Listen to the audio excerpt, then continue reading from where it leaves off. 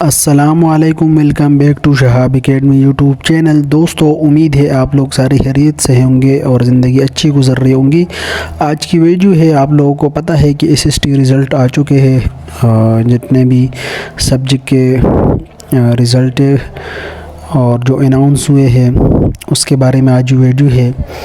उसके लिए कौन कौन से डॉक्यूमेंट तैयार करें, जिसका मेरिट से नंबर कम है तो क्या उसकी रिडक्शन हो सकती है, मेरिट रिड्यूस हो सकता है कि नहीं, उसका चांस है कि नहीं, और क्या मार्क्स की रिचेकिंग या रिटोटलिंग हो सकती है कि नहीं। बहुत से कैंडिडेट ये भी पूछ रहे थे। और इंटरव्यू के लिए कितने कैंडिडेट होते हैं, और फिर आखिर में इंटरव्यू की प्रिपरेशन कैसे करें। तो प्लीज़ वीडियो देखने से पहले चैनल को सब्सक्राइब कीजिए। अगर आप लोग नए हैं, आप लोगों से ये रिक्वेस्ट है कि चैनल को सब्सक्राइब कीजिए, लाइक कीजिए, और जो भी सवाल हो प्लीज़ उसको कमेंट कीजिए। तो सबसे पहले तो एसएसटी रिज़ल्ट आ चुका है। जितने भी दोस्त थे, आप जो कामयाब हो चुके हैं और मेरिट में आ चुके हैं, उन सबको मुबारकबाद, क्योंकि एक स्टेप क्लियर करना यकीनन खुशी होती है आप लोगों को। आप लोगों ने इतना मेहनत किया होता है, फिर इतना इंतज़ार किया जाता है, और फिर जब रिज़ल्ट आता है और आप मेरिट में आते हो तो यकीनन बहुत खुशी की बात है। फिर इसके बाद ये है कि डॉक्यूमेंट कौन से रेडी करने हैं। देखिए, डॉक्यूमेंट जितने भी आपके एजुकेशनल ट्रांसक्रिप्ट या डिग्री जितने भी डॉक्यूमेंट हैं, उन सब के फ़ोटोकॉपी अटेस्ट करवानी है आप लोगों ने। इन सब के, चाहे वो डोमिसाइल हो या जितने भी ओरिजिनल चीज़ें हो, चाहे ये मार्कशीट हो, चाहे ये जितने भी आपके रिज़ल्ट कार्ड हो, इस चीज़ सब को आप लोगों ने फ़ोटोकॉपी इनकी करनी है और इनको सबमिट करना है। फिर इसके बाद बहुत से दोस्त ये पूछ रहे कि सर हमारा 1 नंबर कम है, 2 नंबर कम है, 3 नंबर कम है, तो क्या मेरिट की रिडक्शन हो सकती है कि नहीं।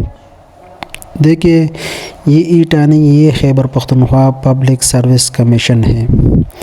यहाँ पे मेरिट रिडक्शन थोड़ा मुश्किल होता है, क्योंकि ये पहले से ये लोग डिसाइड करते हैं कि इतना मेरिट रखना है और इतने लोग हमारे साथ इस जोन में हैं, तो हम इसका थ्रेशोल्ड ये रखते हैं। तो इसमें रिडक्शन का बहुत कम चांस होता है, क्योंकि आप लोगों को पता है कि KPPSC या जितने भी इस कमीशन है, वो एक एक पोस्ट के लिए या एक एक सीट के लिए तकरीबन 5-5, 6-6, 7-7 कैंडिडेट को बुलाते हैं और फिर इसके इंटरव्यू लेते हैं। तो उसमें मेरिट रिडक्शन का चांस बहुत कम होता है। आप लोगों ने अक्सर पोस्टें देखे होंगे सोशल मीडिया पे, कोई कहता है मैं 1 नंबर से रह गया, कोई कहते हैं मैं 0.5 से रह गया।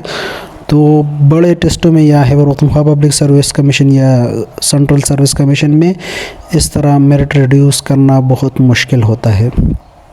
तो जो लोग आपको कह रहे हैं कि ये ईटा की तरह नहीं या PST की तरह कि आप लोगों को डायरेक्ट मेरिट रिड्यूस किया जाएगा, ये कमीशन ख़ुद इसका बाकायदा एक डेटा निकालते हैं, फिर वो मेरिट रखता है उस जोन के लिए। अब इसमें ये है कि क्या मार्क्स रिचेकिंग या रिटोटलिंग हो सकती है, क्योंकि बहुत से कैंडिडेट के जहन में ये भी सवाल आया होगा कि मैंने तो सवाल सही किए थे तो नंबर क्यों कम आए हैं। देखिए, आप लोग अगर रिज़ल्ट देके या मेरिट देके उस पर बाकायदा लिखा होता है कि नो रिटोटलिंग और रिचेकिंग, क्योंकि ये मशीन पे इसकी चेकिंग होती है, तो आप लोगों की इसकी रिटोटलिंग या रिचेकिंग नहीं हो सकती।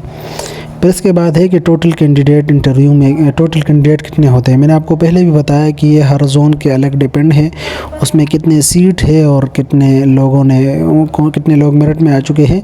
अलबत्ता ये लोग एक एक सीट के लिए बहुत ज़्यादा लोग इंटरव्यू के लिए बुलाते हैं। फिर इंटरव्यू में इनकी सिलेक्शन का वो फार्मूला जो 25 नंबर होते हैं, उसके मुताबिक आपको सेलेक्ट किया जाता है। अब आखिर सवाल ये है कि इंटरव्यू कैसी प्रिपरेशन करें, क्या क्या तैयार करें।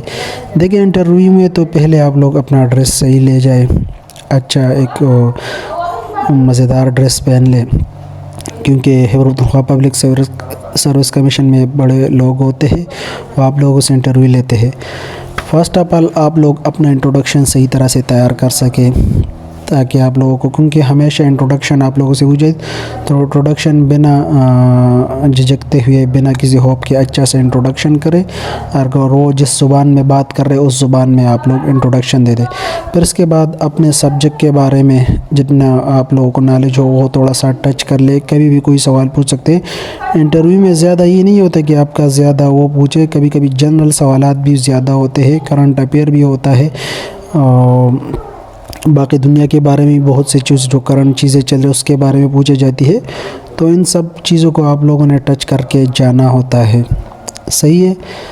और बाकी जो लोग मेरिट से रह गए हैं और फेल हो चुके, फेल नहीं मतलब बहुत कम नंबर आए हैं और मेरिट से बहुत पीछे है, उसके लिए मेरे नेक तमन्ना है कि अल्लाह आप लोगों को हर फील्ड में कामयाब करे। ज़रूरी नहीं है कि आप सिर्फ इस टेस्ट में रह गए तो बाकी कोई चांस नहीं होगा। अल्लाह आप सबको कामयाब करे और बाकी चीज़ों के लिए तैयारी करे। वस्सलाम।